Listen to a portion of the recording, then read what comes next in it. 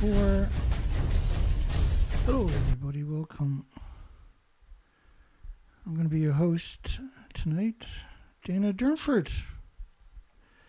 You can call in. I'm in Canada, 709-589-4406. 709-589-4406.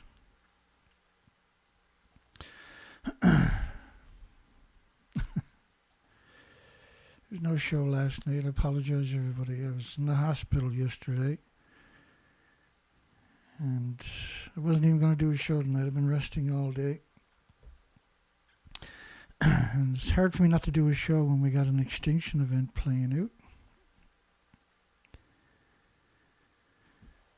We got a poll for everybody tonight.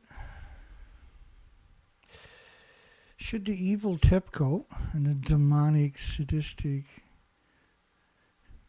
International Atomic Energy Agency be removed from Fukushima?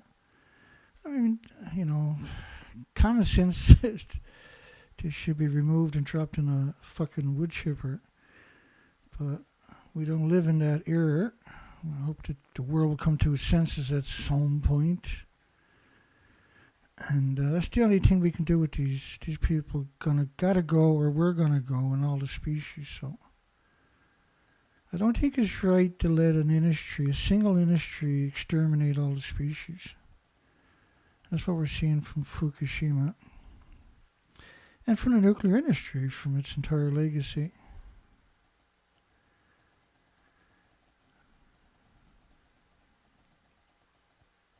And bear with me. We'll get up to speed here in a second.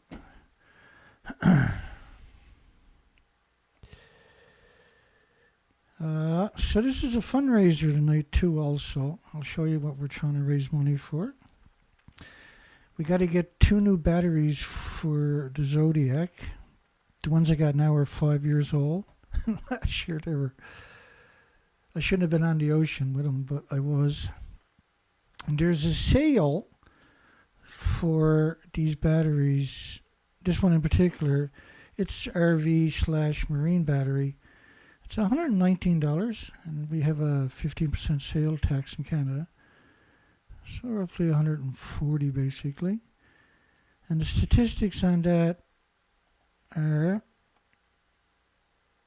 500 cranking amps. It's not the right battery, but it's a battery.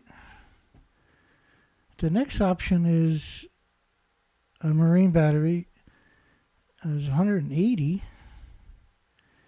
And it's got 1,000 cranking amps and 135 minutes. The other one has 100 minutes reserve. And now I need 2 of them. And this one is the proper one. It's a deep cycle battery. It's $200, which is an incredible price, really. It has 180 minutes reserve. Because I got to run a radar, a sounder, the VHF. And we're going to be in the water about 8, 9, 10 days or something. So I got a whole bunch of wiring already. I got all the wiring bought for everything on the boat. The boat needs to be rewired. 6, 7 years since I've rewired it. And this one is 54 pounds. That's a real good battery. That's a reasonable battery. That's, the other one, so the idea was if we can raise enough money, I'll buy 2 big ones. If not, I'm going to buy this one anyway, whatever I raise. And then the next option was because this one's on sale till April the 7th. That's a real good price for the backup battery, because I have the dual battery, obviously, right? And the kicker runs on a battery too. It's electric start. And then you get the radar, the sounder, the plotter, all kinds of equipment. You got all the lights. So by rights, you need to reserve. Worst case scenario, I'll get 2 of these, right? But I think the smart thing for me to do is to try to get this one anyway, at least. Ideally, you know, I want to go into Moral and buy the batteries because I got a lot of work to do before we can get the boat in the water. And the boat is going in the water, so it's chaos. We still got to get fuel for the boat yet, right? The list goes on and on and on. but we'll tackle it piece by piece, and I'll remind everybody at the end of the show. Physics.org is supposed to be an eminent, prestigious, I don't know what to call it because it's a piece of shit, really, right? But it's very prominent in the technology world. So let's go through some of this stuff. We're going to go into the time machine again today. We got some, oh my goodness, some crazy headlines. Fukushima followed transport longevity revealed by the North Pacific Ocean circulation pattern by Hannah the monster. She said the residual heat partially melted a number of the fuel rods in 3 reactors. Partially melted. This is physics.org. When it comes to nuclear, lying is the protocol, right? So she thinks a couple of fuel rods, like we're talking about 6 million pounds ejected out of the building from the fuel pools alone, which had decades of reactor cores. There's 2 fuel pools, and they don't have a repository, so they were stuffed, right? Fukushima is now notorious for the nuclear disaster that took place in March 2011, and the second worst of its kind. Well, Chernobyl was a single reactor. Here's 2 large reactors with huge inventories compared to Chernobyl, which was graphite, and a brand new reactor, and didn't have mixed oxide fuel in it like Medusa. And Medusa Reactor 3 also had 2 fuel pools at the top of the buildings that were completely stuffed. And the Reactor 40 figure was 21,000 pounds of plutonium. Well, we figured it out with the numbers that they provided, right? It's 21,000 pounds. The residual heat partially, so they're saying these are partial, a few rods melted down, partially melted down. I mean, it's hard to wrap my mind around it, how big the lie gets every year. Right, they're slowly just chipping away at all the facts, so you don't blame them for the reality of the extinction event that's coming, or that's now deep into. They melted a number of fuel rods. Each assembly has 100 fuel rods. Each fuel rod is around 18 pounds, 12 feet long, in 3 reactors. So, which is really interesting because nobody's counting Reactor 4. How come we're not counting Reactor 4? Should we count Reactor 4? Should Reactor 4 be part of the equation? You tell me, I don't know, right? I think it should be part of, because Reactor 4 is like the other reactors had. The reactor core was at the top, and so was the 2 fuel pools with 4 decades of reactor cores because they don't have a repository. I mean, look at the building. The guts are blown right out of the bottom of the building, the very bottom of the building. But they're not counting that. And they got all the apologists like Arnie Gunnarsson and Helen Calicut out there saying, no, they're very tidy people. And it does look like that. No, but it actually looks like this. They're both official pictures, by the way, but only one of them can be real. And it ain't that one. And think about how evil Arnie Gunnarsson must be to do what he done, claim that the fuel's still in the pool. That's a whole different level of evil, right? Because he's out there meeting and greeting and shaking hands and doing presentations. And he's got a big building. The Fair Winds is a huge complex and it's one big propaganda machine. You really put together something special when it comes to evil. Causing the release of nuclear radiation. We picked up 30 million one-ton bags. Shouldn't that get more prominence than a partial sentence? Causing the release of nuclear radiation. Have a nice day. I mean, the German model shows it covers or polluted the entire Pacific in 6 years. The airborne models show it covers the entire planet in 19 days. And just because you see Fukushima radioactive fallout was global warming. It was the tipping point because we got 80 years of these plumes because gas, oil, and coal emissions are carbon. They don't make plumes like this, and they don't pulse energy at the speed of light every second for millions of years, or even for a second. But radiation pulses energy up to 600 feet every second. So what's more likely to cause global warming? Is it carbon, which creates plants and trees? Without carbon, we look like the moon, right? It's a disgusting industry that has now co-opted reality. While efforts to cool the reactors and prevent further explosions were met with some success by delivering water from helicopters and using truck-mounted cannons. Efforts to cool the reactor and prevent further explosions. Well, all the helicopter pilots, all 600 in Chernobyl, died within a few weeks. So they didn't do it at Fukushima. They made a symbolic attempt, but it was lethal doses, and they know this from Chernobyl. And Chernobyl was brutal, but it's just a paper towel compared to Fukushima.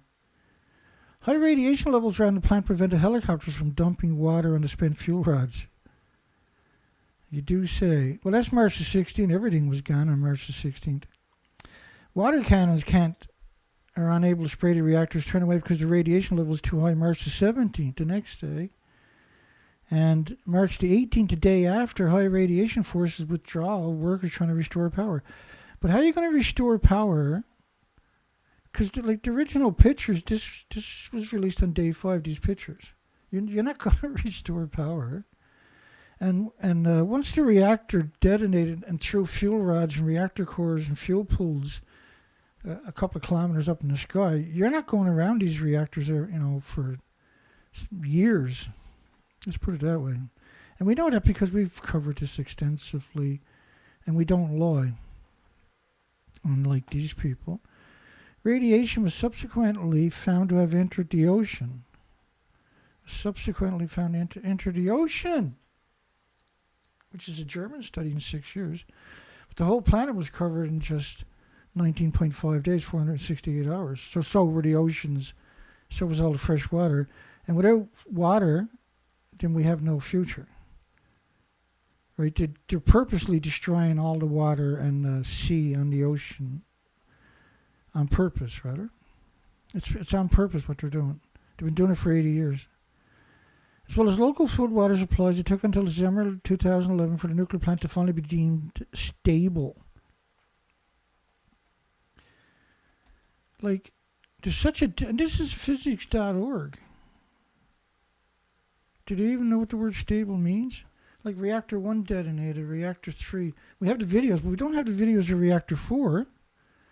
But do we need the video of reactor 4 to quantify that it blew up? No. Do you need a video of that blown up to say, well, Dana, looking at it, it doesn't look so bad? Unless you got a video, Dana, to back it up. It's hard to... I'm going to go with TEPCO's version. I just don't see anybody doing that. And if they do it, they're not sincere. Right? The long-lasting impacted events are the source of continuing investigations, with new research published in Frontiers in Marine Science. Marine Science. The marine science we do, we're the only one I know that does the actual marine science. We spent 6 years from Vancouver, British Columbia to Alaska, 4 to 5 months a year. And the species are exterminated. This is not a conjecture. This is not an opinion. Exploring the movement and the residency of Fukushima-derived tracers. Tracers! Again, the disconnect is unbelievable, eh? This is what a journalist is. It's somebody that cuts your throat. That's their job. Their job is to cut your throat. And the bigger the lie, the more money they make, I guess. I don't know. I do know that it's very difficult to run this operation because I'm honest. If I was a lawyer, the nuclear industry would just pour money all over me. Because I'm honest, it's unbearable trying to keep this operation running. It took 4 to 5 years for the nuclear tracers, and it doesn't. There's only just 30 people or something that understands it. That's what it seems, right? And most of them are here tonight. It took 4 to 5 years for the nuclear tracers to expand across the entire subtropical regions of the basin to reach the east coast of Taiwan and the Philippine Islands. 4 to 5 years, really. That model over there of the Neptunium-239 is only based on 20 days. That's TEPCO's numbers, by the way. Uninterrupted line of radiation stretching across.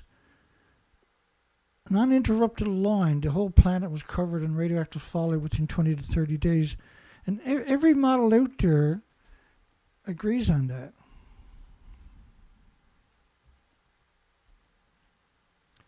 The whole story is insane. And we shouldn't be... Every facet of the story is actually insane. This model is the French's model. This model is based on 1 million to 10 million atoms per cubic meter of air of cesium-137, covering the entire planet. But that model they're showing you is only based on 7 days after the tsunami, 2 days after the last reactor blew up. This model, I'll flip it ahead, is based on 30 days. But at 20 days, the entire planet is covered at 1 million to 10 million atoms of cesium-137. And it never goes away. It's a continuous plume. So physics.org is trying to say everything I'm telling you is a lie. But all I'm doing is providing you the documentation.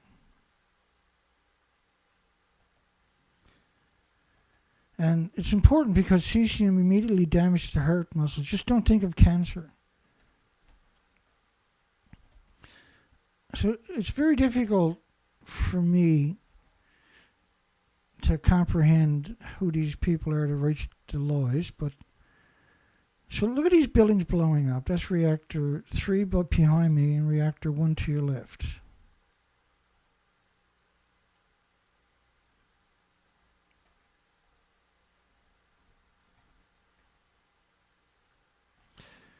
But originally, this is what reactors. Now there's 4 reactors and 8 fuel pools, 2 fuel pools at the top of each building, and 4 reactors that detonated and lost their entire inventories. Everything, bar nothing, melted down. Each reactor core is probably equal to 100 Chernobyls. At the top of each building was probably 8 to 10 reactor cores of each of the buildings. They're all gone also. So look at these buildings, and I want you to think about these buildings for the next story. Fukushima, this was April 6, 2011, less than a month later, 25 days later. Fukushima reactor leak plugged with liquid glass. What's that? It's a mixture of sawdust and newspaper. So they used a mixture of sawdust and newspaper, and they fixed it. There's no more leaks. But it shows you, like, this industry is insane. The people in it are insane. And Natalie up there, she's insane. There's another story. Fukushima remains a revealing research object, new lessons from the fallout. The nuclear disaster lasted 5 days. That's from today. The nuclear disaster, I'm trying not to laugh because I'm still not feeling that great. I feel better than yesterday, you know. The nuclear disaster lasted 5 days. 5 days. Like, it's so hard for me to wrap my mind around anybody who would write something like that. And after all these years, and we've been at this since day one, after all these years, it still blows my mind that somebody could write something like that. That somebody can have that kind of contempt for us and their own selves, their loved ones, and everybody else in the 8 million species. I did see, by the way, I noticed Stephen Young's comment on the last video after the show. So that's good news. I know he's not feeling good. That was good news to see that. We were definitely worried he was getting infusions because he's got a new diagnosis, right? The nuclear disaster lasted, I'm not sure how he's doing, but at least he was able to type in a message to let us know that he's still hanging on. With 3 meltdowns, it's 4 meltdowns. Like, how can you disregard reactor 4? How do you claim that never happened? How do you just pretend that doesn't exist and doesn't matter? How do we rationalize someone like that? Can you imagine someone saying to you, no, reactor 4 didn't melt down. It's totally, they got all the fuel out of the pool, for goodness sakes, Dana. You're fear-mongering. Imagine being invited on a podcast and this is what they do to you, right? Because the crazies are out there would do it. With 3, there's 4 meltdowns and 8 fuel pools melted down. We've never seen a fuel pool meltdown before. This is like 8 reactors in a the double fuel pools at the top of the buildings. These reactors are pure uranium plutonium. Chernobyl was graphite. They're completely different. These are much more hideous and monstrous.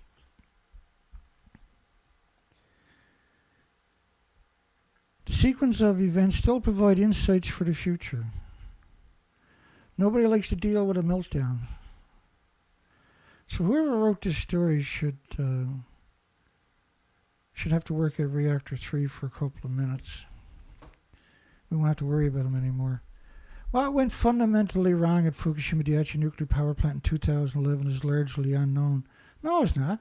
They built it in a tsunami zone where they got a 3,000-year legacy of massive tsunamis. They built it in an earthquake zone where they have 1,000 earthquakes every year, and it's right in front of, within 60 kilometers of a fault line, of a tectonic plate rather, where it goes click.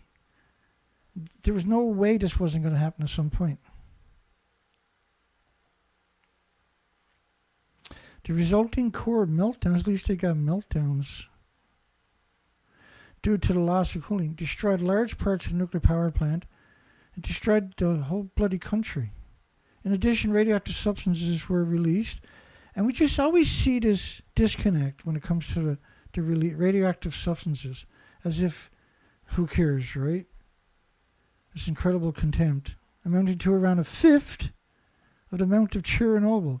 So now they're saying the releases are 1/5 of Chernobyl, which is almost too much for me to bear.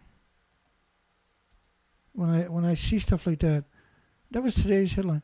So this 2 full reactors with 8 fuel pools at the top of each building, maybe 10 at the top of each building. And number 3 was a Medusa, for goodness sakes, a plutonium mixed oxide fuel facility, to suggest for just 1 second, even split second, that is equal to around 1/5 of the amount released at Chernobyl. And this was a study, an academic study published yesterday.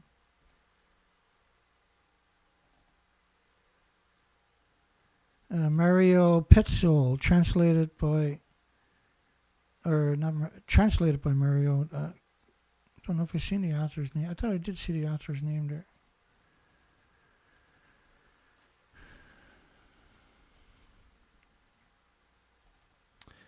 Amounting to around 1/5. So this is considered 1/5. These buildings were pure uranium, pure plutonium. They were massive buildings compared to Chernobyl.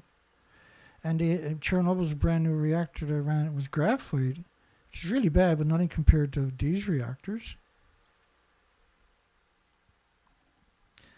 What an evil, despicable industry. And what an evil creature journalists are, aren't they? The contempt for me and you is unbelievable, and for the species. They just hate us. When do they go get a real fucking job? Amounting to around 1/5 of the amount released in Chernobyl. There are people this planet would be better off without. These 2 stories are those people. Some lessons have already been learned from the disaster, yeah. Apparently you didn't learn nothing, whoever you are, you scumbag. For example, a reactor blocks of newly built nuclear power plants are constructed further apart from each other. They shouldn't exist, you demonic, sadistic demon. As the ventilation system of one block was destroyed by the explosion of another. So they're suggesting that reactor 4 was destroyed because of ventilation of reactor 3 alongside of it.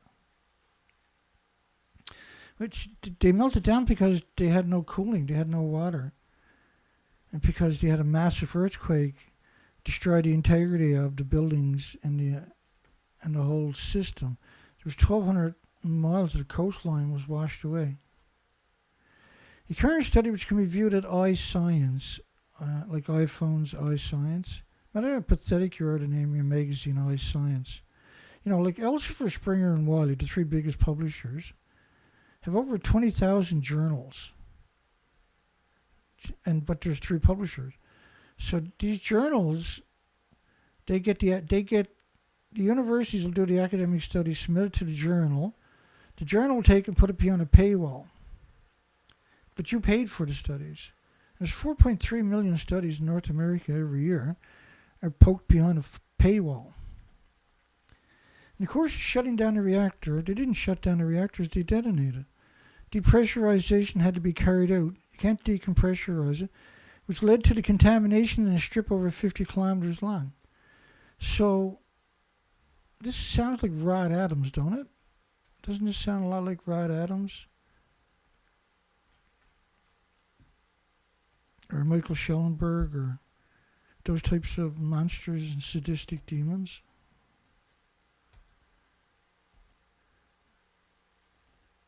So apparently the whole planet is only 50 miles.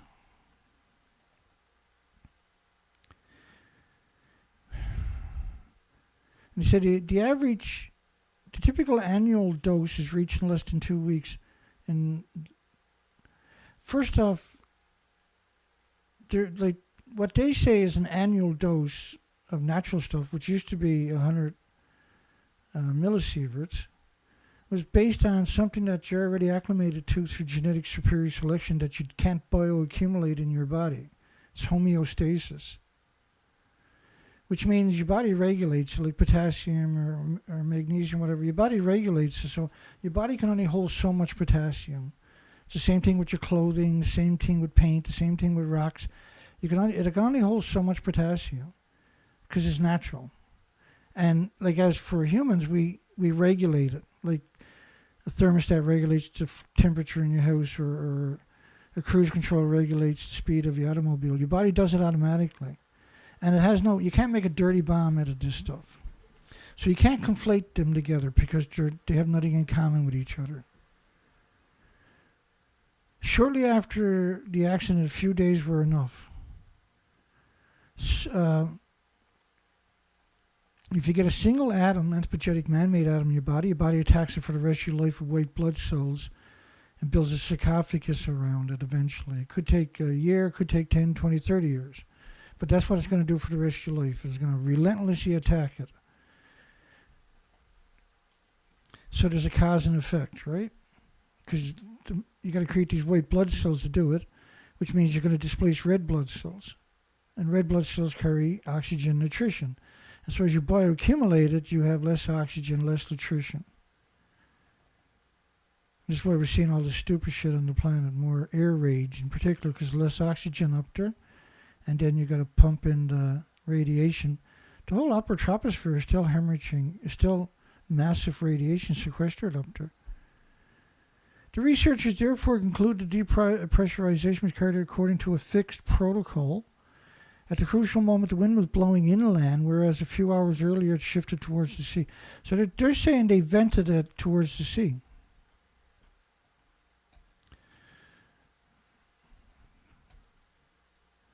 Like, you really got to be some kind of sick and twisted and demented subhuman to write a story like the last two stories. The physics.org and whoever this shithead story came from.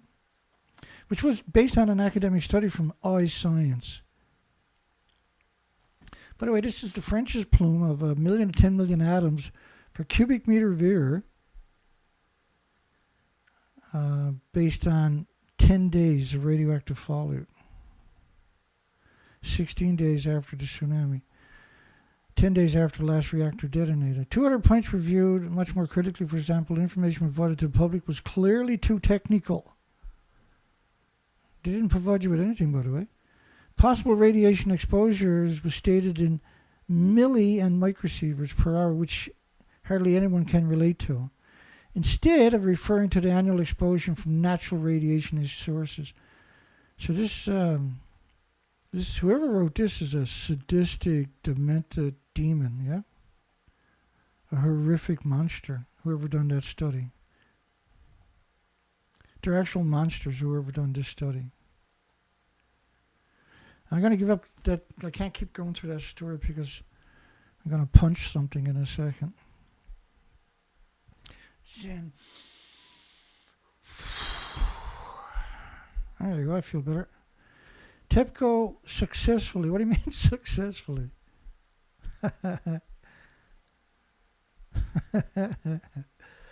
TEPCO successfully concludes the fourth release of Fukushima successfully. Well, what would be a failure, I wonder?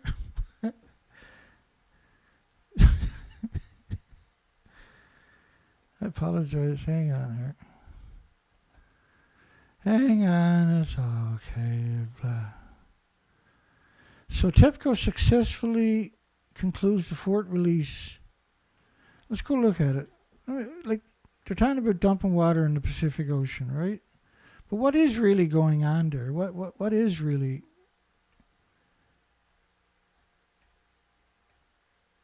Oh, hang on. I forgot. I'm going to play this video. This is 2013, the BBC, Rupert Winfield Hayes. And here's what's really in the tanks. And the tanks were all filled in 2013. And you can download this video in my video section. I uploaded it a few days ago. The Fukushima plant sits smack in the middle of an underground aquifer. Deep beneath the ground, the site is rapidly being overwhelmed by water. Beneath the surface, water flows downhill and into the basement of the damaged reactor buildings. There it is contaminated with high levels of radiation. To stop the groundwater flowing on into the nearby ocean, engineers are building an underground barrier. But that is causing the groundwater level to rapidly rise. It's now so high the water will soon reach the surface. Then it will start flowing overground into the sea. This week, the company that owns Fukushima, TEPCO, made this disturbing admission. We understand that this water discharge is beyond our control, and we do not think the current situation is good. Outside experts say it's now clear TEPCO is incapable of handling the cleanup at Fukushima. It's time for the Japanese government to step in. The situation is already beyond what TEPCO can handle, he says. If it were possible to take proper measures, they would have done it already. It's not as if TEPCO is refusing to do what they can. They're doing everything they can, but there are no perfect solutions. Even if the government does step in, it's not clear what it can do. The only other solution is to pump out the contaminated groundwater and put it in storage tanks. But after just 2 years, the site is already jammed with more than 1,000 giant tanks. Most of them are already full up. At least 400 tons of new water pours into the site every day, and it's going to continue for years and years. Fukushima's water crisis has only just begun. Rupert Wingfield Hayes, BBC News in Tokyo.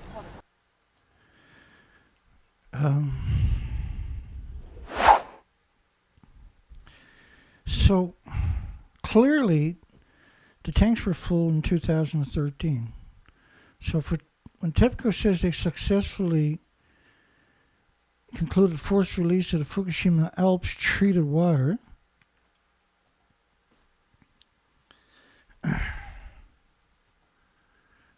just let me remind you about the Alps, because that's actually important, and I'd be remiss for not trying to explain it.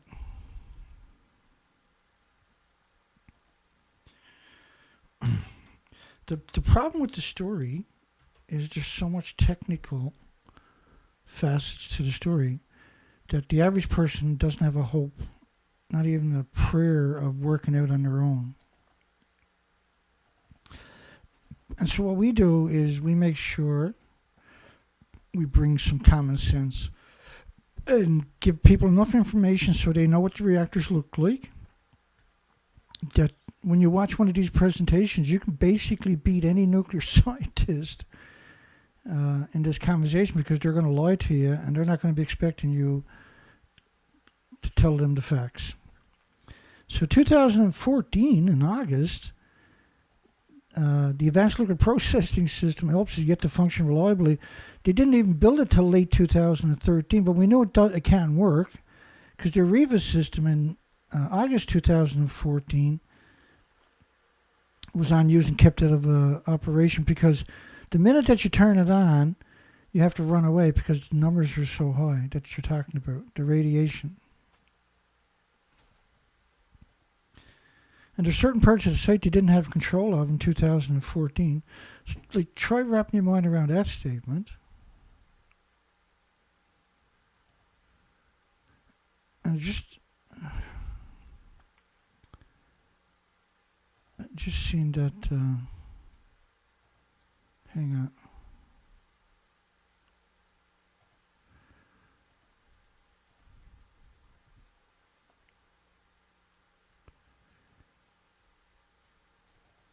I've done that backwards.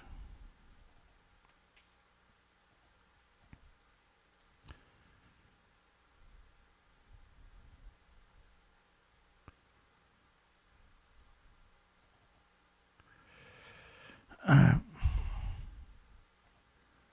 just want to show you the numbers in the water, which is not always easy for me to find for some reason.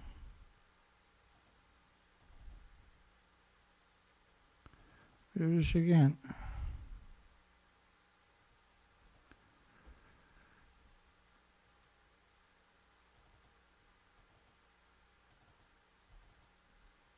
Yeah, I screwed up.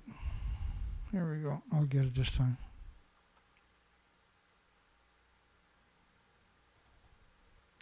All right, success. So the water from the so-called tanks, you can go read the story yourself, 2013 was 2.2 sieverts per hour.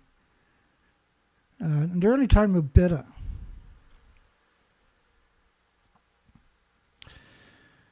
Typical said bypass operations where water is coming down the hill and they're going to pump it around the site to stop it going through the site and having huge, big volume every day, right? Typical failed to deliver to install a fence because it was going to cost $1 billion, they said. But you can't build a fence, see? Typical's ice wall not working, and because it's an ice wall. Why would you build an ice wall? The whole thing is insane, because that causes liquefaction, if anything at all, which is because now you're raising the radiation to the surface. Well, it's only the homeless and destitute there the way they see it, but I see them as fucking victims, and that they deserve not to be murdered like this. And so the plant is going to cost $12 million a year to maintain the ice wall. It's like the whole story is insane. And the ice wall will cause the neutrons to reflect, and that can cause a criticality at the ice wall. It causes a meltdown. There's no top, there's no bottom. It just is so stupid. It's hard to wrap my mind around it. Typical plan to dump water stored 2013. They didn't plan and I showed you the video from 2013, right?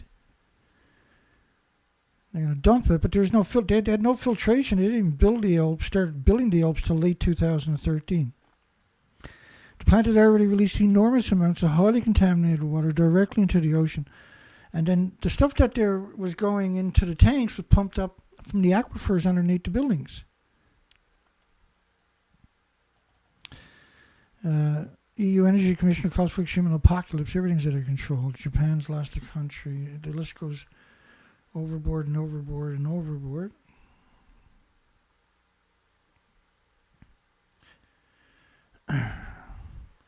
TEPCO successfully, that cracks me up every time I see the words successfully.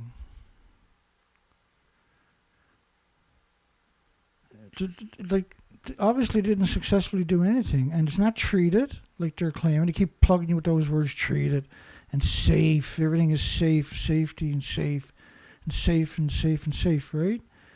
And transparency and transparency. I think transparent is you can see right through the buildings. They don't exist anymore.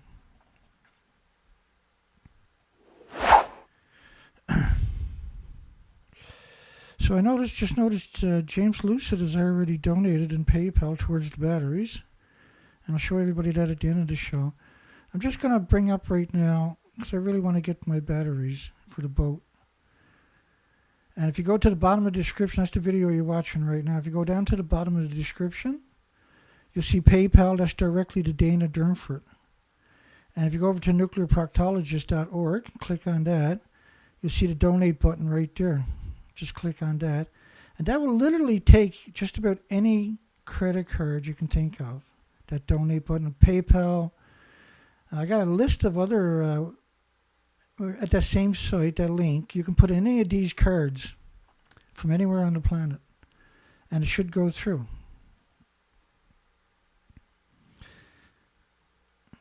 And thank you, James. My goodness. I'm ecstatic, by the way, because I'm definitely going to be getting a battery tomorrow. That's a big deal. We had 10 degrees here today. We got a stupid amount of rain tomorrow and a stupid amount of rain the day after. It's going to be warm temperatures all week. And so I got to start working on the boat as soon as the rain stops. Just changing the batteries on that boat because I built everything, right? It's a nightmare. It's probably going to take 6, 7, 8 hours to change the 2 batteries. Try wrapping your mind around that statement. It's such an awkward spot, right? And I didn't cut out an inspection hole. Just I didn't want water getting in there, right?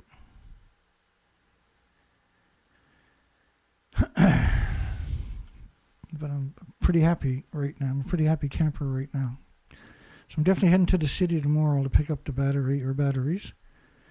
And hopefully other people donate. If everybody chips in something, we'll have the 2 batteries. And maybe we'll have the other stuff that I need too, right? But I'm just concentrated on the batteries. Okay, Fukushima fish still contaminated. This is 2013. I'm sorry, 2016. The Ashini Shimbun published a fairly misleading article last week where they claim radiation in Fukushima fish was not detected. They claim the samples tested were below detection. You got multiple reactors that detonated. You got no filtration systems. You got only the homeless and the destitute, the victims of society, the immigrants who don't speak the language. You got plume models covering the entire planet. All the plume models basically are the same. Now, and we got endless headlines about out in front of Fukushima, right? I'm not going to take you through that now because we got so much to get through. So, meaning cesium was not detected in samples. So, this is key. They're only checking for cesium. But the reality of it is, if they're checking for cesium, they're going to find that cesium pulse is 600 feet. And there's no way, the biggest byproduct is curium isotopes. No one's checking for betas or alphas or neutrons. They're only checking for cesium. So they're not checking, in other words. Japan's disconnect on contamination and food safety. Farmers in the Fukushima region have suffered greatly due to the nuclear disaster. Well, they're not supposed to be there. There's 30 million one-ton bags. What are you doing there? In a normal society, the farmers would be arrested for growing food in a nuclear wasteland. Wouldn't that make more sense? Why would you grow food in a place where you picked up 30 million one-ton bags? Just bear with me. I'll bring up a couple of pictures to try to give you some scope of the enormity of it. Like, look at these pictures of bags. There's 105,000 sites like that. And in 2016, it was 30 million one-ton bags. But what makes the story even crazier is the farmers that we're talking about, the farmers have suffered greatly due to nuclear disaster. But here's farmers, And that's not the only picture. Harvesting food right alongside of 1 ton bags of radiation. See, this kind of picture should never exist. And I urge everybody out there to make this an important facet of your life, to have this conversation. And print out, if you print out this stuff, if you go through a few of my videos, you'll find all kinds of this stuff you can print out. And you can have, like, just go out and buy like a $60 printer, right? And buy $10 worth of paper. It comes with ink, and you can print at least 100 pieces of paper. And print out all this stuff that makes you go, wow. And then you got yourself a little booklet. And then when you want to have someone in a conversation, comes over to visit you, throw that on the table in front of them and say, here, just peruse that a little bit, and I'll get you a cup of tea or coffee, right? And so, like this picture here, there's 105,000 sites. But so what are, like, when I see a headline talking about farmers in the region have suffered greatly, yeah, but you don't need to murder everybody. You're not suffering greatly if you're farming food and you're shipping it. You're murdering people. That's murder. It's simply unacceptable. The nuclear industry revels in it. Like, it's hard to comprehend that they hate us and that they're actually that evil. Even those whose crops were completely free of radiation can't sell their product. But how can you have crops free of radiation when you pick up 30 million 1 ton bags? Throughout the prefecture and surrounding prefectures, the food wasn't just banned in Fukushima prefecture, it was banned in 14 prefectures by 55 countries for a decade, right? Decontamination is proven futile. Decontamination workers and officials are admitting that places that have been decontaminated need to be done repeatedly. Wind and rain brings in more contamination from trees, the mountains, and other areas of contamination. Well, what they're trying to allegedly decontaminating is 3% of the areas where they want to move people back to. That's it. There's no decontamination for the other 97%. So every time it rains, every time the wind blows, the snow, the typhoons, adverse weather conditions, you're going to even in droughts, you're going to liberate it back into the environment. And the radioactive pollen, 240 kilometers away in Tokyo, is at 4,000 counts per cubic meter of air. Like, you can't escape this stuff. Fukushima Unit 4 fuel pool removal risk, September 11, 2013, which was 9/11 anniversary, right? Put out a story like that. Outrageous. And here's 4 major medias pretending that they're in a fuel pool on top of the building to the left. So if you print out that picture and bring it to your local engineering company and say, I want you to show me where the fuel pool is that they're standing into. And say, give them your email or your telephone number. And, like, you don't actually want to reply, even though maybe you do, I don't know. But just go in and give it to bring it into an engineer, give it to the Sally Ann at the front desk, and say, here's my number, I want them to tell me where the fuel pool is to, because these people are saying they're in the fuel pool. And just bring that awareness, right?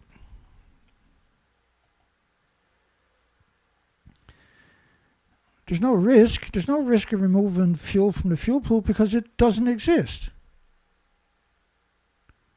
Does that make sense? How it will be done? Well, you can't do it. It doesn't exist. You can't do something that doesn't exist. TEPCO claims the building is somewhat sealed. Let's have a look at it. Is that sealed? No, it doesn't look sealed to me, Dana. How about you? Do you get it? TEPCO claims the building is somewhat sealed. So let's look at it. Does it look sealed to anybody's in? This industry is insane. So they built this contraption. Now they're allegedly laying the fuel the crane assembly, inside a building that's empty. See the structure? It's so crazy. But that's the story, right? That's the official story. They don't care because most people have no concept of the reality of what you're looking at. Right? They can't rationalize that when you're looking at that right there, right? But like, this is an empty shell that was built off-site, assembled there, and who knows how many people, homeless, died doing it. And I can take you through all the lies. The lies are very detailed, incredible lies, and blah, blah, blah. It's like, let's go to the next story. Radiation-free summer camp for Fukushima children. Help families in Fukushima attend summer camp in an area free of radiation contamination. For the first 2 years in northern Japan, Tokyo all the way to Hokkaido, children didn't go outdoors only for school. They didn't play outdoors for 2 years. They should have abandoned it, right? You should have abandoned at least half of Japan. Ideally, you should abandon all of Japan. I mean, that sounds crazy, but that's the reality. It's not contaminated, exclaimed 10-year-old Hishano, marveling at a leaf she held up to the sunlight. It was as though she was holding a rare butterfly. Yeah, it looks like a rare butterfly. Like total awe that it wasn't contaminated. So they got to go 1,300 miles away from Koriyama City, which is a nuclear wasteland. Koriyama City is a 100% nuclear wasteland. This is about 35 miles away from Fukushima Daiichi. But it's an unbelievable... Every house in that city, there's 90,000 houses there, is entitled to be decontaminated.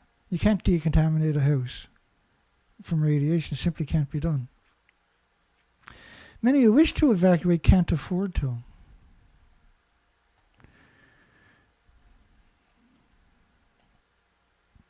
Elevated radiation levels in Niigata and Akita. Elevated radiation levels. Like the elevated levels we're talking about, this is 2011 October. Niigata, of course, is on the other side of the prefecture, over by the Noto Peninsula and Ishikawa Prefecture. Experts are trying to determine if the mountainous area in Niigata that showed higher radiations are due to the fall. Well, what else could it be? How can it not be fall? Experts, like Niigata is over there on the other side where you see the JA. That the food was banned over there for a decade because it's a nuclear wasteland. Or if exposed granite could be causing the level. So they're talking about aerial surveys with Geiger counters, and like your Geiger counter won't pick up granite unless you get right up to it. It might pick up a little bit, maybe, right? But generally, it doesn't. The Geiger counter is calibrated to pick up, like, typically cesium-137. And granite doesn't naturally have cesium-137.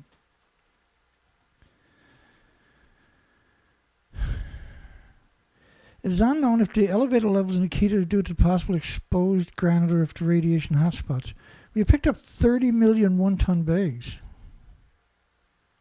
just in Fukushima Prefecture. Like Tokyo, far away, you can't get rid of the sewage because it's too radioactive. You can't get rid of the sediment from the water filtration facilities because it's too radioactive. And you're talking about 50,000 one-ton bags just at one place you can't get rid of because it's too radioactive. You know, sediment from water filtration is too radioactive, then the water is too radioactive. You can't get rid of the garbage because it's too radioactive, and you can't destroy the radiation because if you burn it, and they did, you liberate the radiation back into the environment. And that what's left in the ashes is at over 70,000 atoms per kilogram, and that's too radioactive to get rid of. The story is just heartbreaking every way you look at it. Japan's nuclear regulatory agency to digitize and release 900,000 pages of Fukushima disaster documents. 900,000 pages. Now, in the bottom of my description, you'll always find links to the nuclear regulatory agency's 4.3 million emails. A lot of it's redacted. But there was 4.3 million emails released. So if nothing happened, why do you have 4.3 million emails released in Freedom of Fire releases, Freedom of Information Act releases? The documents only cover the first 12 months, include a variety of aspects of the disaster. Now, underneath this video, you're going to find the last 4 links below the stories is Freedom of Information Fire releases. And then you can scroll down, and they're all PDF files. I do it all the time. In fact, that's probably what the next show is going to be on. These will come from various government agencies, but currently won't include any private TEPCO documents. Now, the FRIAR releases, the Freedom of Information Act releases I have below, have just significant stuff there, but 4.3 million emails, a lot of it will drive you nuts. You know, I've seen days where I read 400, 500, 600 pages, and there's very little there that's tangible that I can use, because a lot of it's redacted, right? But yeah, you can read between the lines. But I'm looking for some hardcore evidence, and when I'm bored, that's what I'll do. I'll get in there and read. And the problem with me is I'm not very good at sitting around, right? And so yesterday I rested all day when I got home from the hospital, and today I've been resting all day, but eventually my legs drove me nuts, and I had to go out and tool around for a few hours because my legs were aching so much from just doing nothing, right? Which was good because I accomplished quite a few things. And you know, in all the gear I picked up, you wouldn't believe the stuff that I'm getting accomplished for the last 2 and 3 and 4 weeks. It's unbelievable. Every project that I tackled, I got all the tools to do it. Every single project. It's unbelievable how good that actually is. No matter what I tackle, I got the tools there to finish the job. It's amazing, right? Fukushima, and it's amazing how busted up my whole operation actually is, but you know, we keep the maintenance up on it. Fukushima Unit 2, high radiation damages the new robot. Well, Unit 2 completely liquefied. It was 100% liquefaction of the uranium core, and we'd never seen this before in the history of nuclear power. Again, right? The industry releases the story, other people, and this is 2017. Unit 2 is the only building that looks like it's intact. So Reactor 1 lost... Actually, I have put together a special diagram to tell that story. There's 4 reactors. Reactor 1, and it had 2 fuel pools at the top of the building. Each fuel pool got 4 or 5 reactor cores. They're both 100% meltdowns. Reactor 2 is the same thing. It had 2 fuel pools at the top of the buildings, 190-foot, 65-meter buildings. And it's 100% meltdown of the fuel pools and the reactor cores. Reactor 3, the Medusa, the plutonium mixed oxide fuel site, and had 2 fuel pools, is 100% meltdown and loss of all the inventories.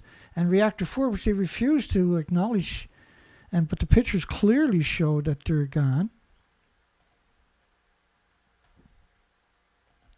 I'll bring up a picture after. So that's 4 reactors and 8 fuel pools is 100% meltdown. And so Chernobyl was a single reactor, was brand new, it was graphite, it was terrible.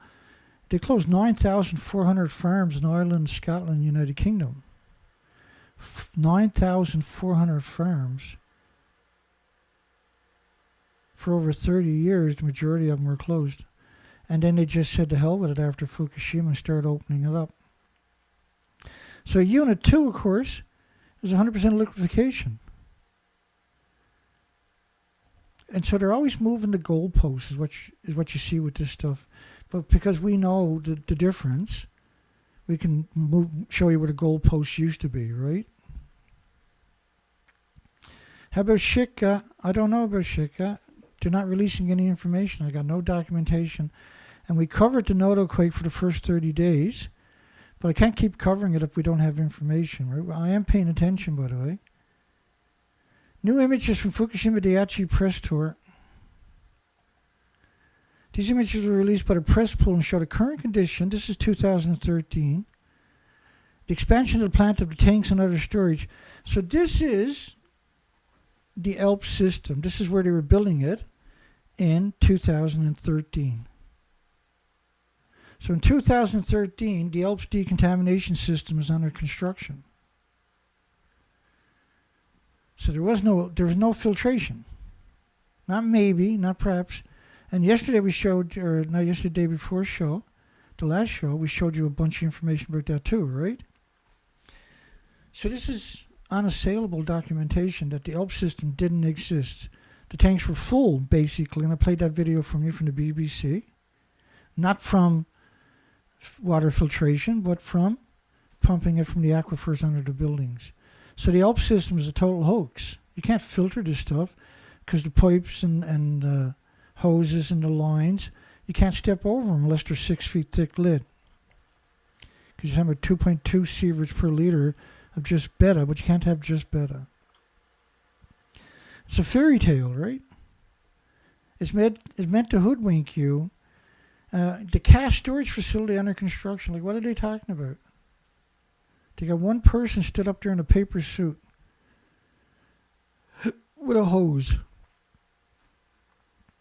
But this was the release that they released, right? And this was allegedly the common spent fuel pool, 2013.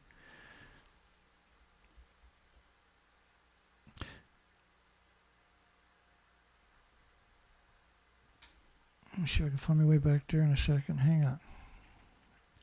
So this is the common spent fuel pool. It's completely pixelated out. So is reactor 4, 3, 2, and 1. Completely pixelated out. But that's the common spent fuel pool. So there's no way they're in the common spent fuel pool. But there was more abnormalities, as if that's not enough, was reactor 6, the furthest one in. Is that one there, reactor 6. So the pump house and the common spent reactor 6 and the stack were pixelated out. But there was another abnormality that we don't know what's going on. Was up, and you can see I got a square box around the abnormality. Everything is pixelated out. And these are buildings. Now that building there appears to be when you first come into the site. But that area, now there was a secret nuclear weapons program going on. And so we had markers and we were able to determine exactly where that was to.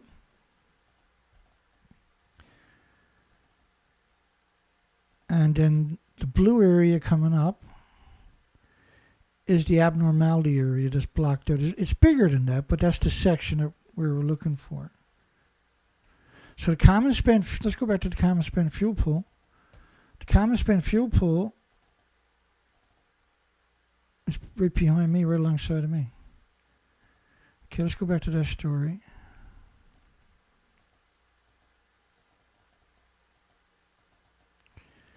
What was the number? 190.50. Yeah, so this picture, allegedly, right, they're saying this is the common spent fuel pool 2013.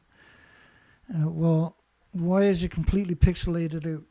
And it's at the same height as reactor 1, 2, 3, and 4, and it's right beyond reactor 4, which they said didn't melt down, but clearly melted down. But remember, America has 90 or 70 identical reactors. And so does Japan. Japan has identical reactors. And they have the exact same common spent fuel pool configurations too, right? But clearly that's not what we're looking at. Look how big this pool is. But remember, why was it all pixelated out? It's at the same height as all the other reactors, so the tsunami clearly ran through the building. It's right alongside of reactor 1, 2, 3, and 4 that all melted down. And this is debris still tangled on the seafront in 2013. These are transport trucks and everything from 2000, still there in 2013. So why didn't they clean that around? Because fuel rods and assemblies would have landed among that. You can't get near it, right? But that's an incredible, that's on the other side of the pump house, the seaside, right, away from the reactors. That's 2013, for goodness sakes. I think that's amazing in 2013 that still existed. Debris still tangled on the seafront, 2013.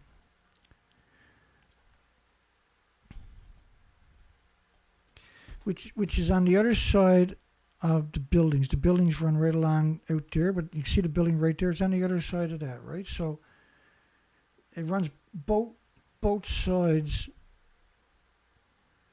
of the reactors, is what they call the pump houses. What am I doing here? What's going on there?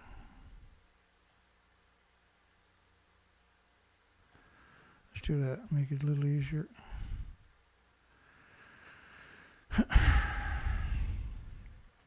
Look at Medusa and reactor 4 right there, and reactor 3 over right there. You can see right deep into it.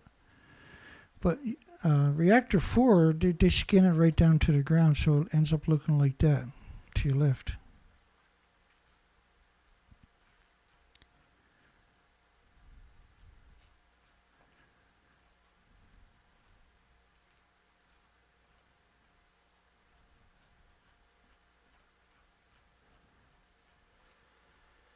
And reactor 3. So reactor 3 is that one over there, and it's kind of to the left, and that's what it actually looked like to your left right here.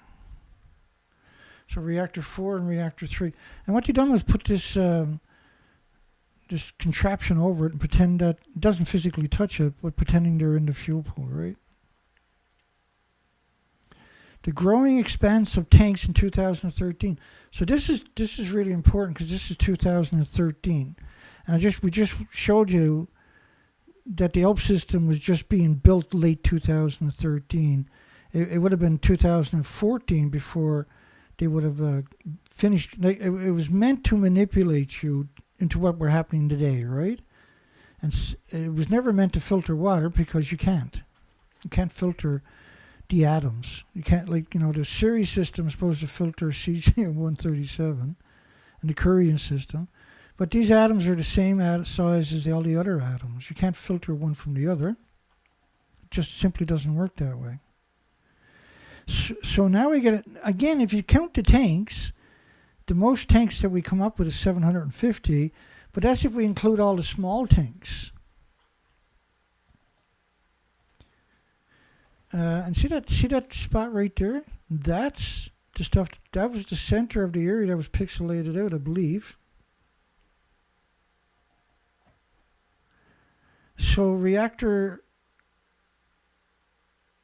3 and reactor 4, the stumps. And so when you look deep into reactor, let me go backwards. Let me move over and show you what I mean here, because it's so important. You can see the guts are hanging out right to the ground. And you put this contraption over it, but they never ever cleaned up the guts of it, or around here either, right? And it's the same thing for reactor 3. All this stuff down here that was never cleaned up. The debris on the roofs of the buildings alongside of it were never cleaned up. It was strictly about hiding the building from sight and then pretending that they're in the building. The cover on reactor 1 was about so the media didn't have pictures of it. So this is the whole site in 2013. And look at all the farmland right here, by the way. What a stupid idea to grow food alongside of a nuclear disease factory. And so the tanks were built to pump up water from the aquifer, not for filtration. I played a video. Here they're checking the bus for radiation. So you're at a nuclear... look at all the steel plates everybody's walking on. These are steel plates. They're put there because so much radiation landed on the ground, right? And the Geiger counter, when it encounters a huge amount of radiation, and in a nuclear meltdown, how do you not? Then the Geiger counter is no longer functional. And so if the people that are using the Geiger counter, if you see them and they're wearing paper suits, they don't know what they're doing. Well, first off, do you know what they're doing? They're not going to Fukushima site, not even kicking and screaming. And they're supposed to be, again, you see, he's got a tungsten vest on. And he probably died that day, that particular guy. And there are people that worked on the ground there. Again, you see the steel plates they're walking on. There are people that worked there, but they would have been the homeless and the destitute and the victims of society and the immigrants who don't speak the language. Like, and does that building there look like it's 190 feet tall, 95 meters tall? No, of course not.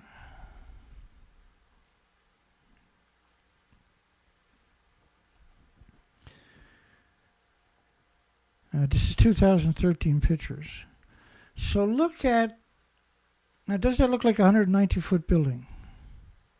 And look how the one over there, the yellow circle to your left, look how cut down that is. Now the other side of the building is gutted right to the floor, right? But right here is maybe 20 feet, 18, 20 feet right there where my fingers toe. Totally destroyed. So the fuel pools reactor cores were at the top of the building, 160 feet up in the air. And this is another interesting picture. Look at the debris over there. Look at the guts hanging out here. Look at the guts hanging out over there. But they want you to believe that they're the fuel pools right here, that these are fuel pools right here and right here. Right? They put a tarp, or some kind of tarp there, and they put water on it and made it look like a fuel pool. But the fuel pool doesn't look like that, and it exists at the top of the building, not the bottom of the building. Right? That's the elevator shaft. And you can see all the rubble in there, but it's at ground level. Look at this stuff right here. The guts are hanging out of the building. There is nothing left in this building. And it's the same thing right here. There's nothing left behind me there. There is nothing left of this building. And this picture really tells the story, right? There's nothing left. Everything is hanging out of the buildings. Like they're building that structure there, but they didn't clean up all this debris because there really isn't anybody going in there. There's no need to. But it's extraordinary that they actually showed that picture. Fukushima evacuees will be required to undergo mental health checks.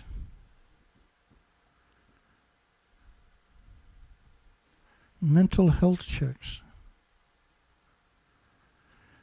So that they can deny people compensation and stuff, right?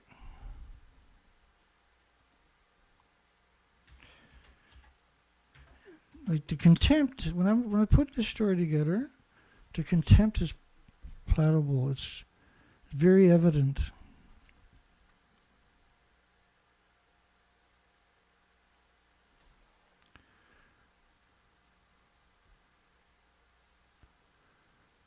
Just bear with me 1 second.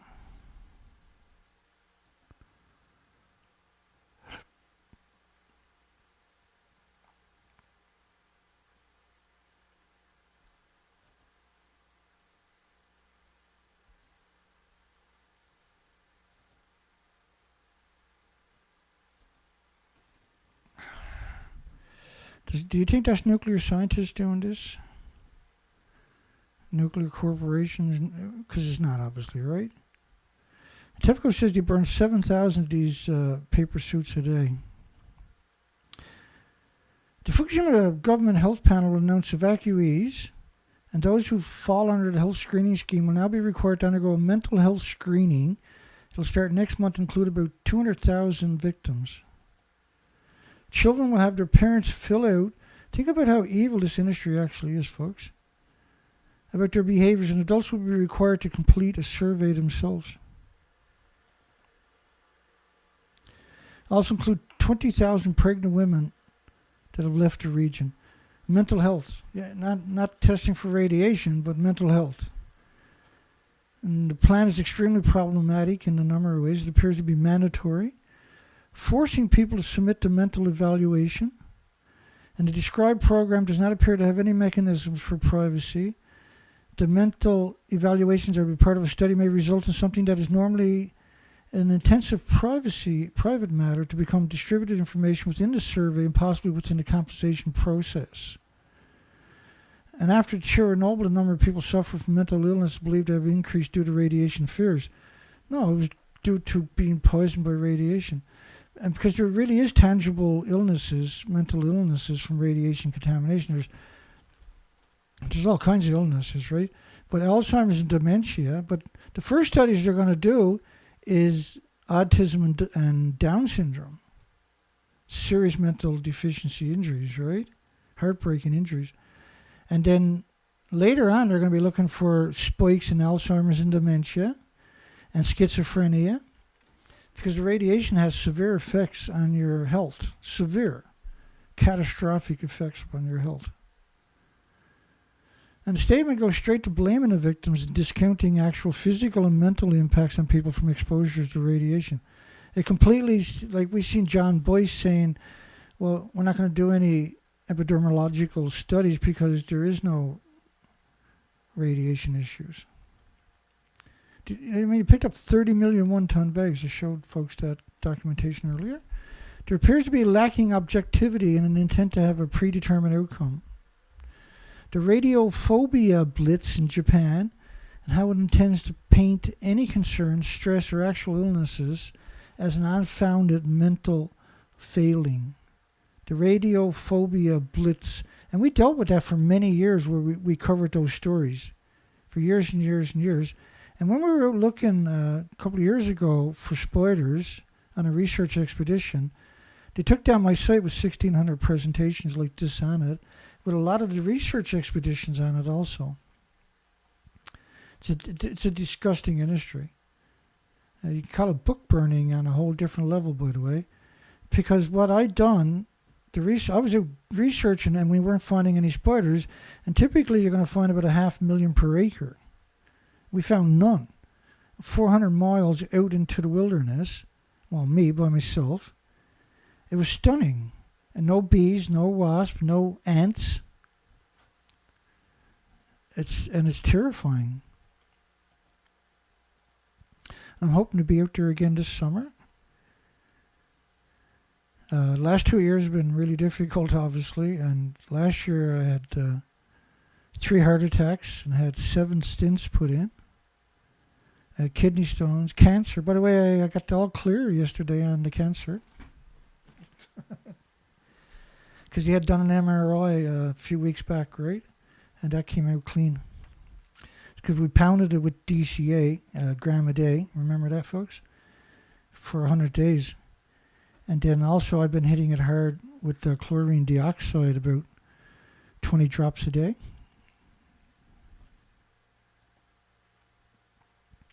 And I'm still doing it hard each day now.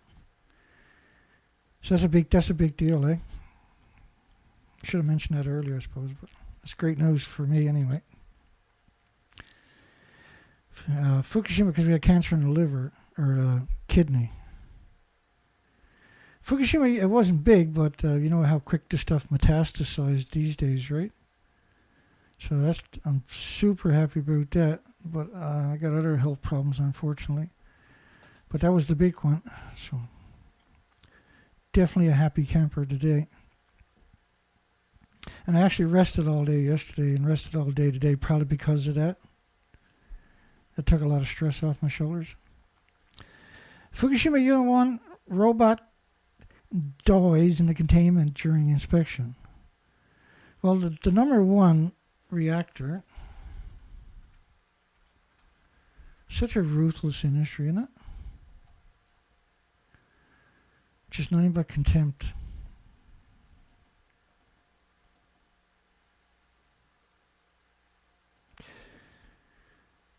Unit 1.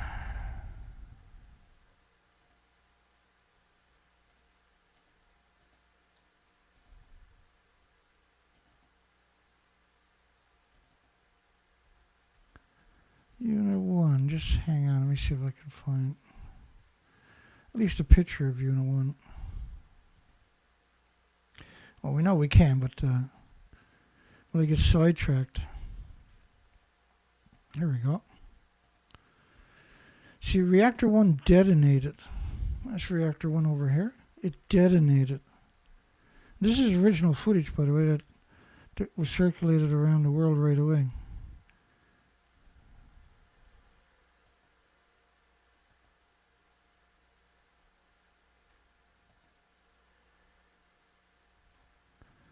I'm not seeing what I was looking for, but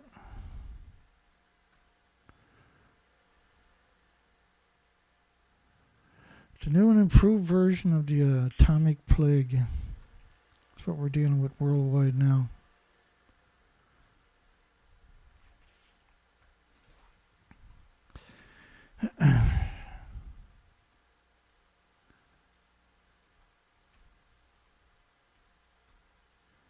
Just bear one more chance here. That's okay. Let's keep going. I'll get through this and not worry about it tonight. Fukushima UN robot dies in containment during the inspections 2015. Second worker dies in 2 days. Of course, you see Craig is out there on all the videos saying no one's ever died at Fukushima. He's the third worker to die at Fukushima plant in less than a year in 2015. Now, they were just announcing that this plant, they're trying to get permit to fuel one of the reactors or some of the reactors at this plant. Which they just had 6,900 houses destroyed there from liquefaction from the Noto earthquake on January 1st.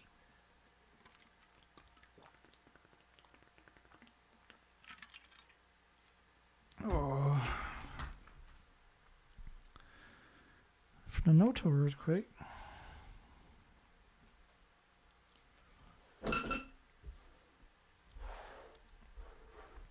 Just bear with me. I gotta get a little bit of tea into me, so what I'm doing with chlorine dioxide, that's you buy 2 parts, and chlorine dioxide is used to sterilize water so you can drink it. And so if you're in the woods and you got this chlorine dioxide, you can buy tablets, but the liquids are better. You got 2 parts, right? One part is the chlorine dioxide. The other one is the so-called activator. You let it mix for 5 minutes, 5 drops each, and then you put in around 400 milliliters or something, about that much water in the bottom of a glass, and it'll sterilize. The water is safe to drink, right? So that kills all the parasites and bacteria and everything else in that water. So when you start drinking that each day, you're killing the parasites in your body too, right? Because that's what it attacks. And then the water is good to drink. And it can't hurt you in that tiny doses, right? Now, I started off doing that once an hour all day long for 10 days. And then I'm doing it 4 times a day. TEPCO and Japanese government have been putting considerable effort in restarting the 3rd plant and 7 reactors in hopes it would generate enough money to pay for TEPCO's Fukushima. That's 2013. So now they're at it again. Anger and protest in Taiwan over plan to allow Fukushima food imports 2016. We covered it 2016 dramatically, right?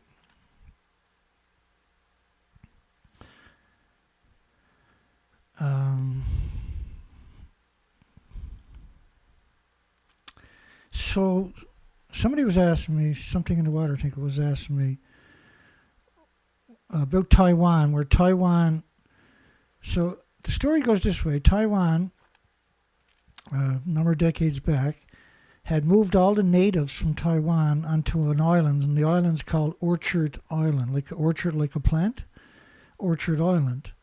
And so after a few decades of nuclear, Taiwan needed a nuclear waste site, a nuclear dump.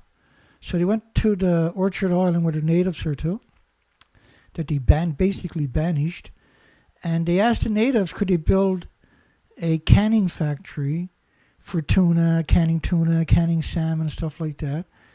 And they would give each person in the community on the island a stipend each month, like $1,000 or something, every month, for doing nothing, right? The natives were ecstatic, like, finally, you stop treating us like scum and you're going to do something good. This is great. And so the nuclear industry built a nuclear dump on Orchard Island, and but the natives thought it was a canning factory for quite a few years. And then they finally realized it wasn't a canning factory, it was a nuclear dump. And they're still in litigation about this. And the nuclear industry from Taiwan said, tough luck, you signed the paper. But the paper was done under egregious circumstances, right?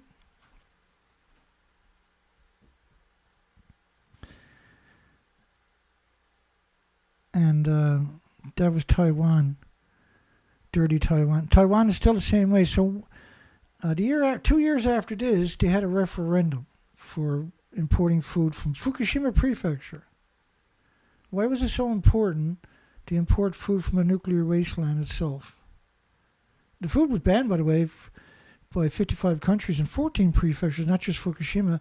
So why was it so important to get food from the nuclear wasteland site itself? And the pro-nuclear community, and one of the major contributors to this scam was a guy known as Hang, who's a physicist, by the way, in Taiwan. And he has a organization that's called Nuclear Mythbusters, right? So he stole Mythbusters from the Discovery Channel and attached it to himself to try to give himself some credibilities. And he actually went on a hunger strike. And he's a loathsome person, that Hang, right? Here was the Taiwan protesters. But anyway, so 2 years later, because the protesters, the referendum voted against importing food. 2 years later, they didn't have another referendum. The new administration just shook hands with the prime minister and started importing foods. So the nuclear industry is just evil every step of the way. There's not a single facet of nuclear where it's not evil. There's not a single facet. There's not a single. We can't find a single instance of nuclear having redeeming qualities. Not a single one. A rushed plan by the Taiwan government to permit food from Fukushima Prefecture nearby to be imported has caused public backlash.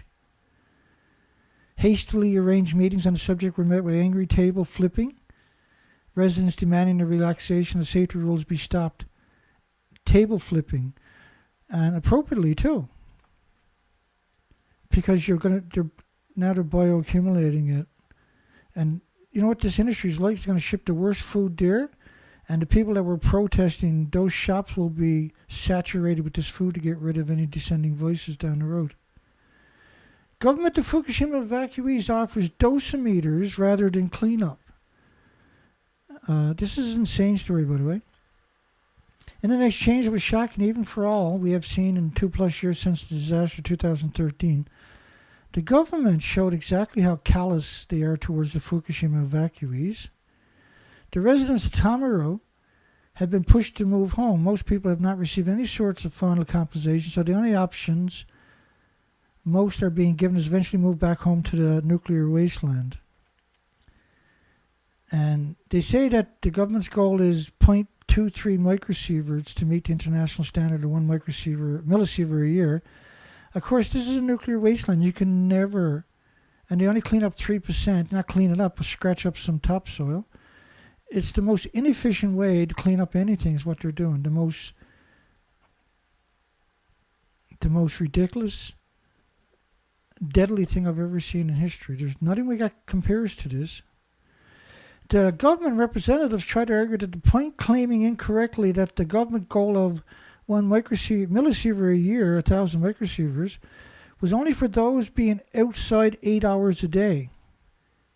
Because like those first couple of years, people didn't go outdoors, only to the shop or the children go to school, and then they were back indoors again. And that's why you see that particular connotation, right?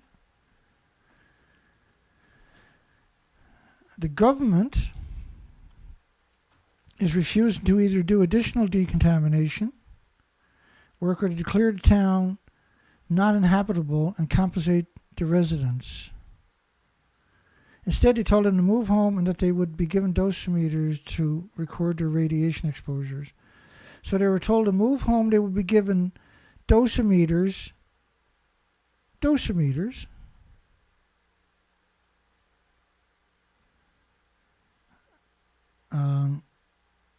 Think about that statement. Dosimeters.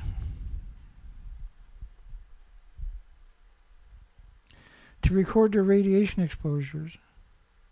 The government is refusing to either do any additional decontamination work or declare the towns not inhabitable and compensate the residents. Instead, they're told to move home. They will be given dosimeters. And what was the statement they made? The official statement is quoted in the media, obtained a video of the meeting, said, "We will offer you a new type dosimeter because we want you to check your radiation exposures by yourselves. We want you to check your radiation exposures by yourself." I can barely wrap my mind around that statement, see?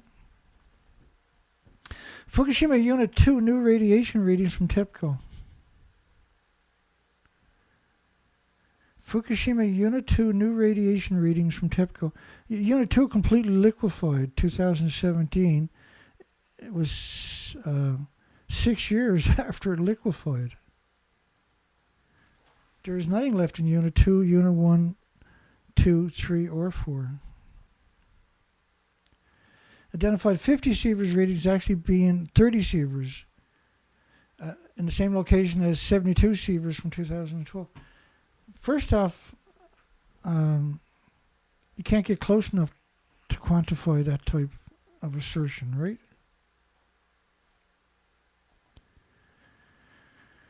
And then they show you these stupid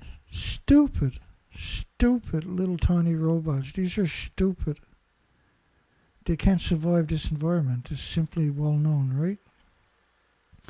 Fukushima farmers bring cows to Tokyo and demand investigation into strange diseases. Fukushima farmers brought a cow to Tokyo to demand the government conduct an investigation into the strange illnesses the cattle have had since the nuclear disaster, which I think is brilliant, eh? The cattle have had a variety of strange diseases and illnesses that stump both farmers and veterinarians. To try to get the government to investigate the unusual conditions, they brought a cow to Tokyo in front of the agricultural ministry to show people exactly what is happening to the animals, and that the horses on the farm in Lydia have had a similar strange illnesses and deaths that also stumped veterinarians. So how come animals in a nuclear wasteland stump a veterinarians?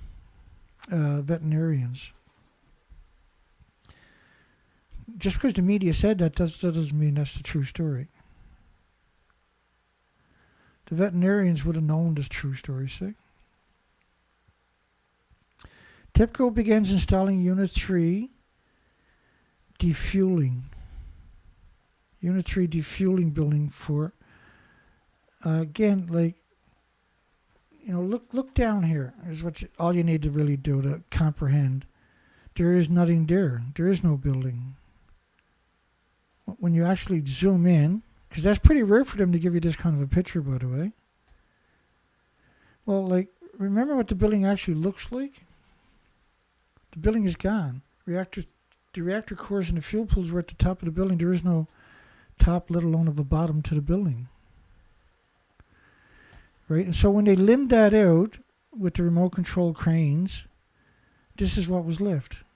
The fuel pools were 120 feet above the top of the stump. And every time they have an earthquake, we're terrified this is going to start another chain reaction. But it is kind of fun, though, when you go back and you look at these stories and you realize how insidiously evil they were to promote that type of story, that they were getting fuel out of a pool when the building doesn't even exist. Some spent fuel from Fukushima Unit 4 to be sent to Unit 6. Well, you're not going to send anything from Unit 4 to Unit 6 because there's nothing at Unit 4. And we know this because that's 4 sides of Unit 4. So that there is nothing left. Here, I got a better, let me give you a better view of it.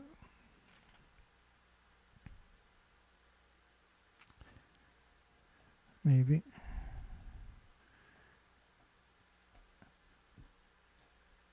What have I got down there? I wonder. Oh, yeah. So here's the 4 sides of reactor 4. You tell me what's left of the building. So there's nothing left. Right? You can see the damage is all the way to the ground. It's completely destroyed. So when you look at all four sides,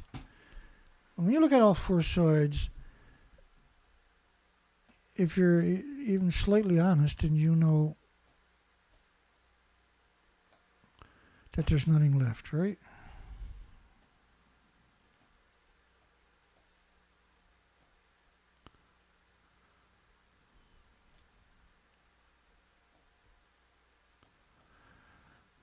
Oh. What the hell did I get done that time?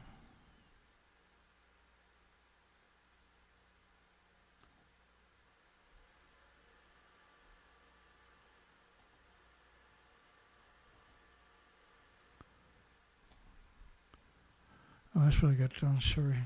So there's nothing left to the building. Fukushima Daiichi water infiltration from typhoons. And this was Typhoon Hagibis.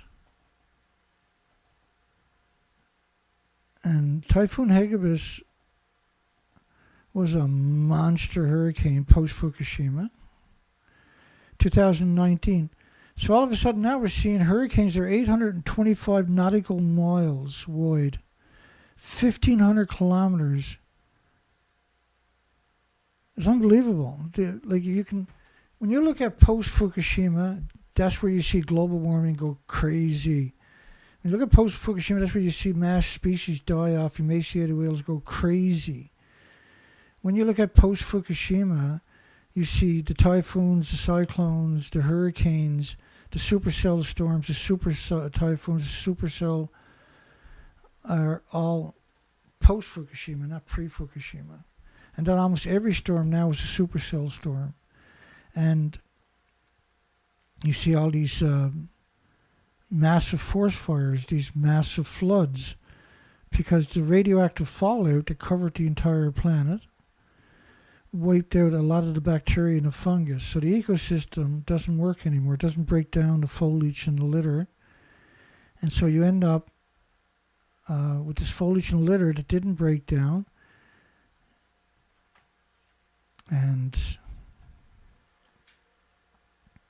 when you get lightning strikes after a few years, then the forest fires are intense because you have all this foliage and litter that didn't break down. And so these are big chunks that'll float thousands or a quarter mile or something feet. And then when they land, they'll start another massive fire, right? And this jumping of the fires. And then the floods are because the radioactive fallout covered the whole planet, but particularly North America and that. But the whole planet had this adverse event happen. And what it done was it wiped out the ecosystem in the meadows and in the forest and that. And so now the forest doesn't suck up water anymore. And when you go into the forest now, what you'll notice is you can stick your hand down into the ground and it's totally dry. 'Cause it should be very moist with a whole bunch of bacteria right away to break down. That's what the ecosystem was for millions of years. And that would break down anything that fell from trees and bushes and everything else, right? And so now when the rain comes, it doesn't soak up in the ground. And so you have these floods, these flash floods. And we see this all over the world, particularly where there was heavy fallout. And it's just going to get worse now. High radiation levels found 100 kilometers from the Fukushima Daiichi, the Atomic Energy Agency. High radiation levels 100 kilometers away. They used a car equipped with testing equipment and Google Earth to create the visual map 2011. It showed 100 kilometers away pockets of high radiation have built up.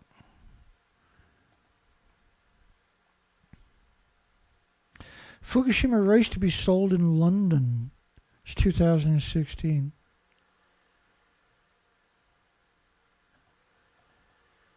Fukushima rice will be available for sale in the UK starting in July, and it will also be supplied to some restaurants in the city. News report glossed over the radiation risk, and foods tested in Japan only have to meet the 100 becquerels a kilogram of cesium-137 and 134 in order to be sold. and any food produced below that threshold are considered illegal to sell. First off, the legal limit pre-Fukushima was 0.1 atom per kilogram. And what they're talking about there is cesium-137. So what about the plutonium? What about the uranium? What about the americium, the neptunium, the strontiums, the curium, the biggest byproduct of the radiated fuel rods itself? Like, these are super important. Radiation levels in the air rising at Fukushima Daiichi. TEPCO officials said they had detected radioactive substance above the alert level in air around the damaged Fukushima nuclear power plant. Well, let me go back to this story again for 1 second. Fukushima race to be sold in London. You know, when Boris Johnson, the maniac Boris Johnson, was the Prime Minister, when he first became Prime Minister, he removed restrictions on baby food and cereal from Fukushima nuclear wasteland. So that's children food, right? 2 years later, 2.5 years later, just before he was ousted, he removed restrictions on the food from the nuclear wasteland for everybody else in Britain. But 2.5 years before it, he removed the restrictions on baby food and cereal. How do you get that evil, huh? How come he's not in jail for the rest of his life doing hard labor? Like, that's evil on a level that I don't have nothing to compare to. Fukushima contaminated food was found in the United States right after the meltdown. Well, the whole country is incredibly radioactive. Since this work was done with a private lab by a food company, there was no mandate to make the information public.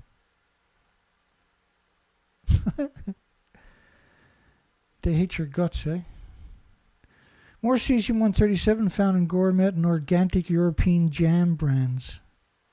And they were trying to blame it later in the story. They tried to blame it on Chernobyl. Like, evil exists, and it's called nuclear. In fact, that's what all we see from nuclear is just this epitome of evil. TEPCO chose to not stop water leaks in 2011 over fears their stock prices would fall again, and the government knew it. TEPCO chose not to stop the water hemorrhaging from Fukushima in 2011. No, there's nothing they can do about it. You can't contain it. 2.2 sieverts a liter. If you fill up one of those tanks, by the way, 2.2 sieverts a liter, you can't get back on the site. 1.4 million sieverts per tank. You can't build another tank. Even if the tank was 6 feet thick lead, you still couldn't get back on the site. And the tanks ain't 6. The tanks are empty. The tanks were built to manipulate you. The tanks, they didn't pump water up from the aquifer to fill up the tanks in 2013 like they claimed. There is nothing in the tanks. Because if you have an earthquake, the tanks could all spill at this high level of radiation. You can never get back on the site. Fukushima rice being used in convenience store foods, like lunch meals. So you might want to avoid convenience store if you're in Japan. Oh no, you might want to avoid it. You better avoid it. Widespread cesium contamination of freshwater fish in eastern Japan. Widespread.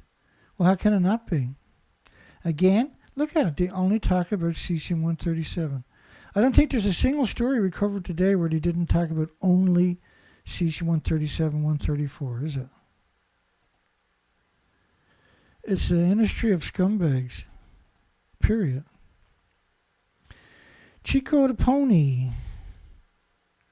This is today, March 24, or a couple of days ago, March 24, in Minamasoma. So normally this station doesn't have anybody working there. It's a nuclear wasteland, right?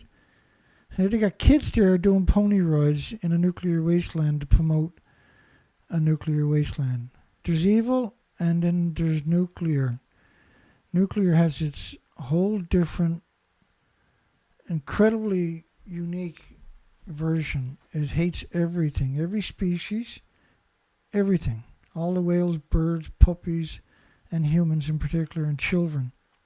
How evil to bring children to a nuclear wasteland like that. entice them there with pony rides. Okay, so we're trying to raise money to buy 2 batteries. We have 3 different versions.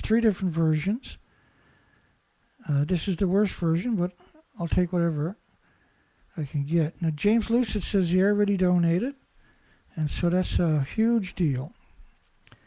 This one is $119 each.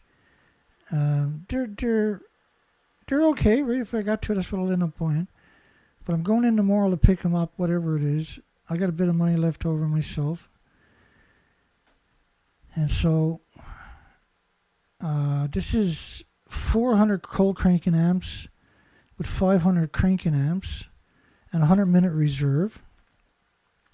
This is an actual marine battery. This is pretty good. These are 180, and these are about 800 cold cranking amps and 1,000 cranking amps. I need 2 for the Zodiac.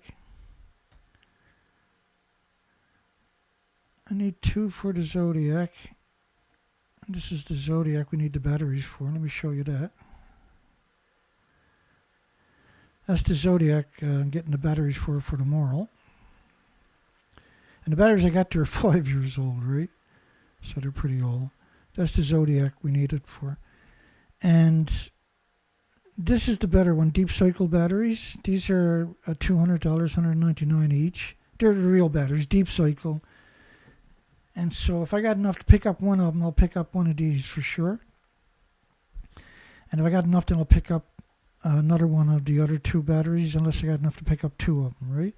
And this one is 180, because I got to run the radar, I got to run the sounder, I got to run the plotter, I got to run the lights, I got to run the engines. The list goes on, right? And so this one's got 840 cold cranking amps and 675, which is perfect. It's a deep cycle, so it regenerates itself too, right? It's got 180 minutes of reserve, so this is perfect for the boat. That's perfect type of battery for the boat. That's what I'm looking for. That's the ideal battery, but I'll take whatever I can get, trust me. Because we got to do it, we got to get it done, right? Okay, and let me just once again show anybody how you can donate. I'll bring that up on the screen here. So here's the video you're watching right now is this video right here. So if you open up this one, you scroll all the way to the bottom, all the way down to the bottom, you see my PayPal.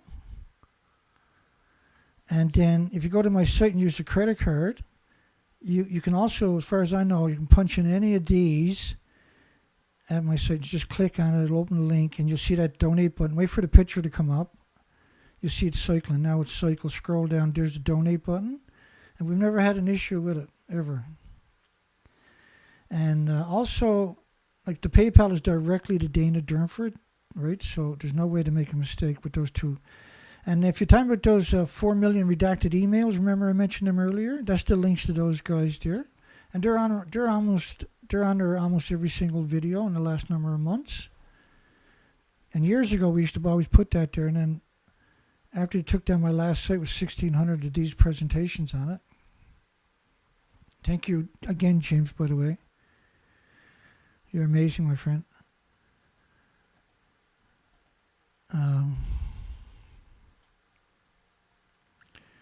Okay, so we're going to close.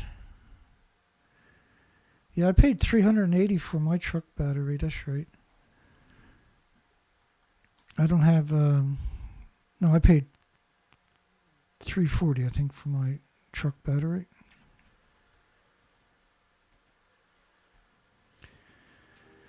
All right, so let's close the poll down. How did we do here? We got through it. Yeah, we're 10 minutes shy of the 2-hour typical show. Let's have a look at the poll. Should evil TEPCO and the demonic International Atomic Energy Agency be removed from Fukushima? Should evil TEPCO and demonic International Atomic Energy Agency, they're demonic. They should be removed from Fukushima. This is not a very confusing poll at all. We got 39 votes. Thank you, by the way. We got 37 likes. Don't forget to give us a like if you makes it this far in the video. Thumbs up goes. It might actually go somewhere. If you can't donate, share the video with somebody, and maybe somebody else can contribute. Right? I still got a few minutes left here. So, like, if you get another 10 people donate $20-$25 each, for instance, I can pick up the other luxury items for, like, the battery. Now, I have the cables and everything, new cables. I'm going to rewire the cables because I got a whole bunch of number 4 wires, booster cables 20 feet long. I'm going to take I got them for $12 each, right? So I'm going to take the ends off them and use that to rewire the heavy stuff on the boat with. And I still like to buy like those fancy terminals, because if you ever seen the inside of where the batteries are too, how many wires I actually got connected. And the fancy terminals are a luxury, so I'm not worried about it. Alright, great stuff. Thank you, everybody. Hugs for everybody. I'm absolutely thrilled. So if James can donate on Monday, I can take a little bit out of my personal money for my bills next week and use it. Thank you, James, again, my friend. Bless your heart. And everybody else that donates, thank you. And anybody that wishes they can donate and can't, thank you. And we'll see everybody on Sunday. I'll show you pictures of the new acquisitions and stuff like that, the new batteries. And we got pictures from other stuff we bought last week, but I still haven't showed you guys, so we'll be showing that too. Just to give people context, because I don't need to, but I don't think it hurts either for people to really understand how crazy what I do actually is. It's crazy. A daily life in my life is insane. It's absolutely insane. Alrighty, have a great night. Hugs for everybody. Thank you, everybody. Yeah, I see everybody on. My apologies, I'm not up to full speed yet, but I'm definitely coming around.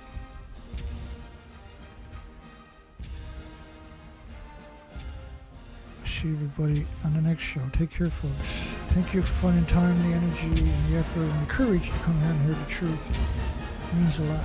Take care.